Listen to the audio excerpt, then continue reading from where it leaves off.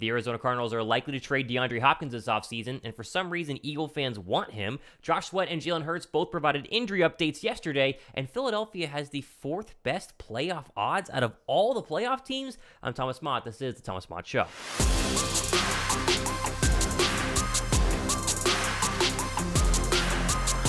What's up, guys? Thomas Mott here. Welcome to the Thomas Mott Show on a Wednesday. Obviously, a lot of stuff is going on. Philadelphia on a bye, technically, because, of course, they don't play for another week and a half, but there's still plenty of things to go ahead and dive into. Let's start, though, with this whole DeAndre Hopkins trade stuff. And we mentioned this whenever I was interviewing Philly 500 on my joint show last week. This was brought up, and we did a little, glance on it, but the news has kind of really blossomed into this whole idea that not only can DeAndre Hopkins be traded this offseason, but he probably will be traded this offseason. And just like Philadelphia Eagle fans always do, we want him. At least some of us do. Let me go ahead and explain. So, this report began on NBC Sports Chicago. Quote, a superstar NFL wide receiver could be available in the offseason. The Arizona Cardinals plan to trade 5-time Pro Bowler and 3-time first-team All-Pro DeAndre Hopkins, the Score's Jordan Schultz reported on Tuesday. Schultz added that Hopkins is likely to seek a new contract with 2 years and $34.4 million left on his current deal. Cardinals owner Michael Bidwell plans to express this intention to general manager candidates, according to Schultz. General manager Steve Keim stepped down from his position on Monday while Cliff Kingsbury, the head coach, was fired.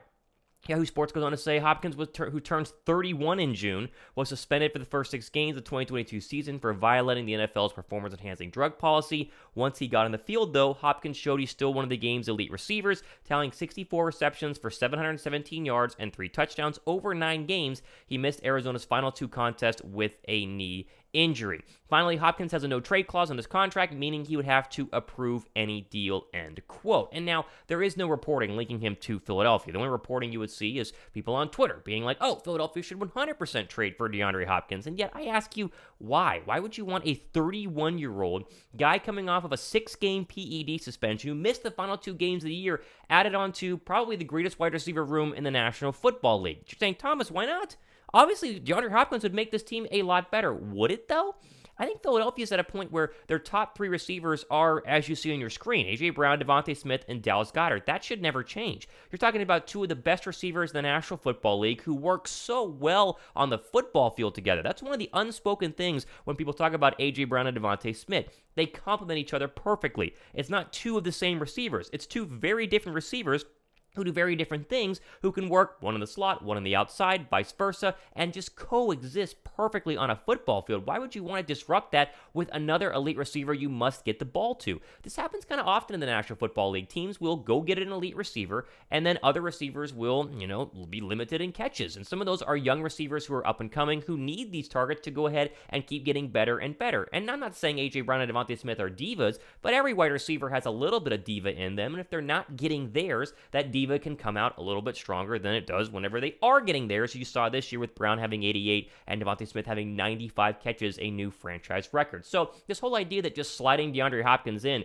makes the offense that much better, well, then how many targets does Dallas Goedert get? What happens to Quez Watkins and Zach Pascal? I know they aren't that great of receivers, but they obviously could become completely irrelevant in this offense. And most importantly, are you taking touches away from both A.J. Brown and Devonta Smith? If the answer is yes, I have absolutely no interest. Philadelphia's had a wide receiver problem almost my entire lifetime. They have had little bits and pieces where they've had good wide receivers. You think the 1 T.O. year, and then, of course, all the drama. You think a couple of years with Deshaun Jackson and Jeremy Maclin. But other than that, it's basically been it. I mean, they've never really had the elite duo that we see on your screen right here. And the idea that you would want to, 1, trade a big draft pick, possibly even a first-round draft pick for a 31-year-old receiver, and then pay him a brand-new contract when you already just paid A.J. Brown. You're going to have to pay Devonta Smith. I am absolutely out on that, and I wanted to make that very clear to go ahead and start today's show. Obviously, the trade stuff, can't happen until after the season, getting into the new NFL season, and so it's way too early to even mention this, but I saw way too much of this on Twitter, and I thought I would at least acknowledge it here on the Thomas Mott Show. And just thumbs up for A.J. Brown and Devonta Smith. If you have those 2 guys, your receiver the next 5 years, you're going to have one of the top 3 to 5 best receiving corps in the entire National Football League, and that will not change. You remember, Devonta Smith, only in year 2, the guy had 95 catches this year and 7 touchdowns. I mean, he's going to turn into maybe one of the scariest receivers in the National Football League. Think remember what Antonio Brown eventually did? They're very similar in their build, kind of that little bit smaller of a frame and yet extremely good after the catch, incredible route running. I think that without the antics, it could become very similar in the phase of just being possibly the best receiver in the National Football League. Thumbs up for that. I want to go ahead and get into a couple of injury notes before we look at the playoff rankings in terms of the best chances to win. This is our NFL national story of the day to go ahead and end quickly, though. If you guys want to jump in on the wild card weekend, as it's been called, the super wild card weekend's betting landscape, do with our friends at FanDuel. They have a new customer no sweat first bet. If you've never bet on the National Football League and you live in a legal state, FanDuel is a great opportunity to go ahead and jump in that with up to $1,000 back in free bets. The link is down below in the description box, and it is also has all the details on how to do it. Obviously takes you to this web page, and then you do your first deposit, place a bet, and then you'll get back up to $1,000 in free bets if you don't win. And again, they have all the details. The link is down below.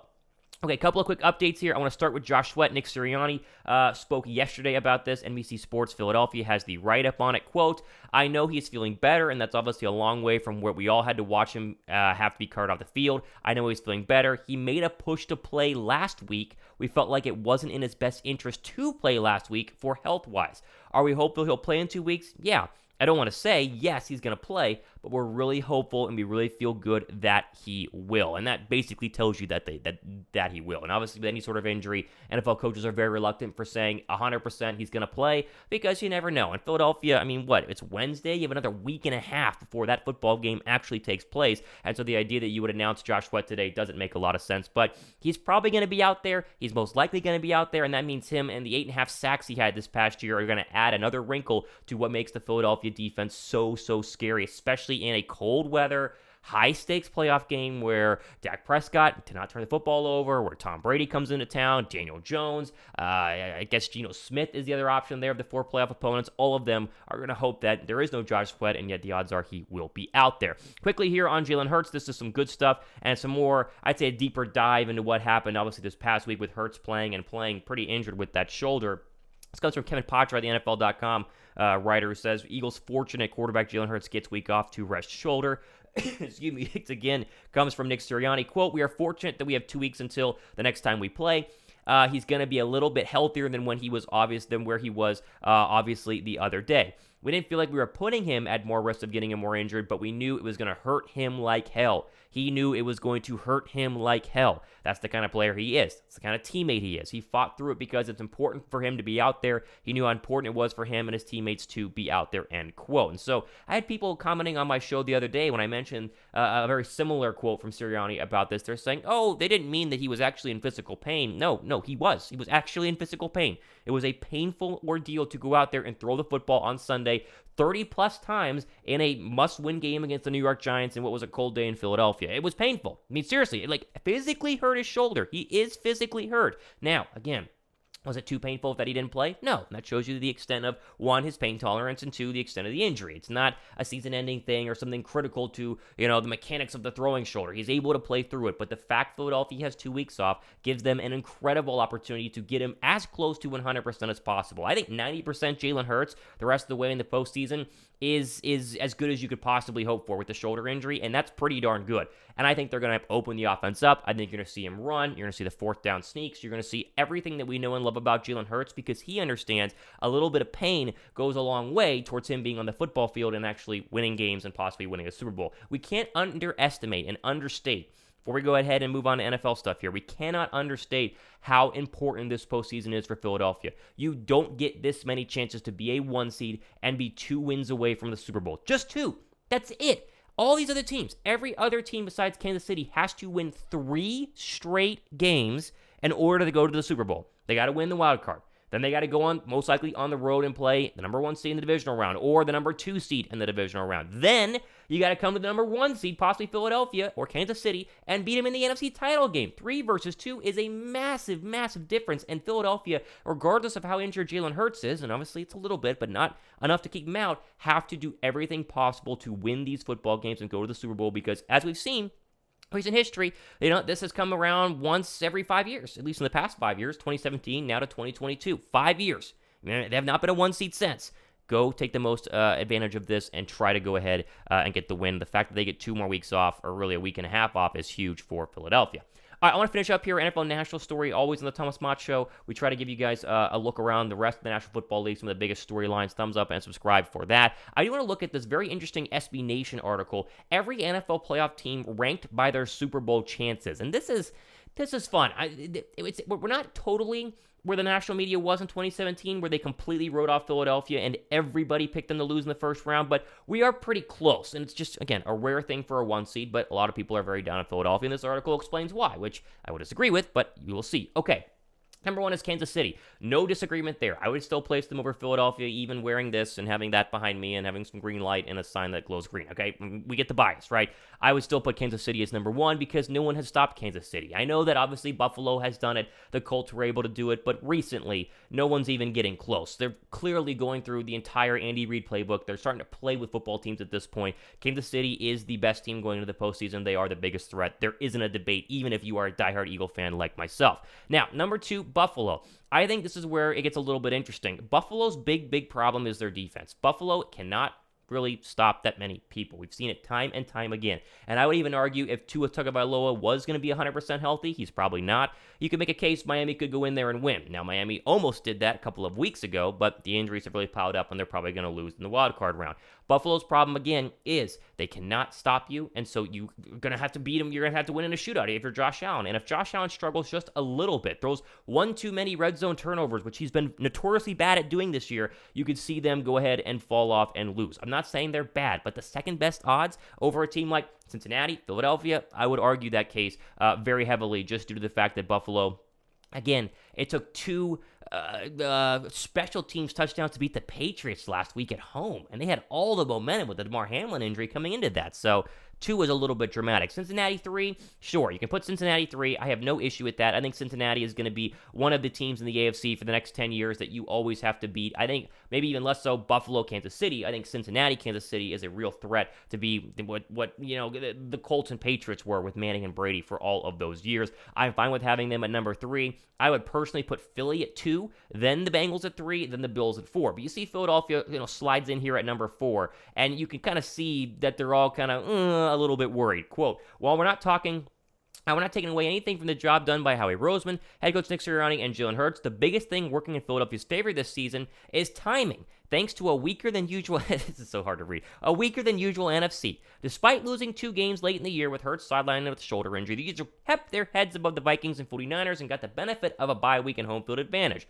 That potentially starts with a divisional round game against the Giants, who Philadelphia swept the regular season by a combined score of 70-38, or the Cowboys, a team the Eagles beat back in Dallas 26-17 in October. Dallas won the rematch, but not when Hurts was the quarterback. For those reasons, the Eagles should be the favorites to win the NFC, having gone 5-0 against the AFC with a combined score of 145-67. Philadelphia is a sleeping giant with a much easier path to the Super Bowl than their counterparts in the other conference. Again, a sleeping giant. Why are they sleeping? Their 14 wins should make people be wide awake about them, but I digress. I'm very happy they put San Francisco at 5. This might be the only national media outlet that is not riding the hype train that is the 49ers right now. Everybody is. Everybody thinks the 49ers are the best team, at least in the NFC. I mean, Chiefs 49ers is the trendy pick right now to beat the Super Bowl, and it might be. But the idea of Brock Purdy winning 3 straight games and looking like the second coming of Tom Brady in his rookie year is unlikely. We've not seen a bad Brock Purdy game. That's important to note. He's 5-0 as a starter. And you're telling me he's just going to play 3 more plus the Super Bowl, 4 more perfect games, 9 straight perfect games as a rookie 7th-round draft pick? I don't buy it. And right here, they obviously give you that whole idea. Deebo Samuel, has been injured. He's obviously coming off of a pretty serious ankle injury. I know they have all the talent in the world on defense, but the idea that that offense is going to continue to actually play consistent football and not make big mistakes, and Purdy is not going to get a little bit, a deer in headlights at some point in the playoffs, to me is ridiculous. I like that they're 5. That makes a lot of sense to me. Cowboys at 6, that's fine. Dallas is what it is. I don't see Dallas having a chance, obviously, in the bigger games against the 49ers or the Eagles, but they have a chance to go ahead and beat Tampa and make it interesting against Philadelphia. 6 is fine. Minnesota is 7. Everybody is very low on Minnesota, and they rightfully should be. The idea that Minnesota can win 3 straight games in the NFC behind Kirk Cousins is preposterous. Can they win in the first round against the Giants? For sure. Can they be competitive against the 49ers? For sure. But the idea, like Brock Purdy, you're going to get 3 straight perfect games from Kirk Cousins, who's never given you 3 straight perfect games that didn't, take place in the regular season, and October is ridiculous. These are high stakes games. Jacksonville is 8. That's totally fine. Listen, Doug Peterson, you see the picture here. What a great story. Just getting to the postseason and winning their division was the goal this year. They could get absolutely obliterated by the Chargers. Probably won't, but I mean, close game. But if they were to get obliterated, no one is going to bat an eye down in Jacksonville. They know that they have a really, really good quarterback and a good system that's going to win a lot more games going forward in the future. Baltimore, 9. I totally agree. I would put the Chargers ahead of Baltimore because the whole Lamar Jackson stuff, he hadn't played in 5 weeks. Even if he does play on Sunday, he might not, or Saturday, Sunday, whatever day it is. I think it's Saturday. He's not going to be as effective. I think that they're going to lose big time to the Bengals. Chargers, I would put them ahead of the Jaguars. I think that a little bit of fun there with what's going on with Justin Herbert. Bucks at 11 is right unless you fully doubt Tom Brady, which I don't. I think Brady can beat the Cowboys, and so you could make an argument to move them up. But roster-wise, they should 100% be towards the bottom. Dolphins, to me, are the worst team going into the postseason because of the Tua situation, right? Much like the Ravens and Lamar, if Tua's not 100%, which he's not going to be, they don't have a shot. They are not going to beat the Buffalo Bills on Sunday or Saturday. I keep forgetting which day it is, but you guys get my point. Giants and Seahawks, it's fine here. I think the Giants are a little bit scarier in terms of at least the first round matchup, but as we keep talking about with some of these football teams, it's not just the first round they're ranking here. They're ranking odds to win the Super Bowl, and so winning 3 in a row as the Giants with Daniel Jones and a first-year head coach, very, very slim. And Seattle, their best chance is to win the first game. They will not win 2 in a row. You can make the case that third time's the charm, can't beat a team 3 times whenever they take on the 49ers, and that's a fair argument in the first round. Again, Brock Purdy could have a bad game, but Seattle winning 2 in a row, 3 in a row in the postseason, I just do not see it happening at all.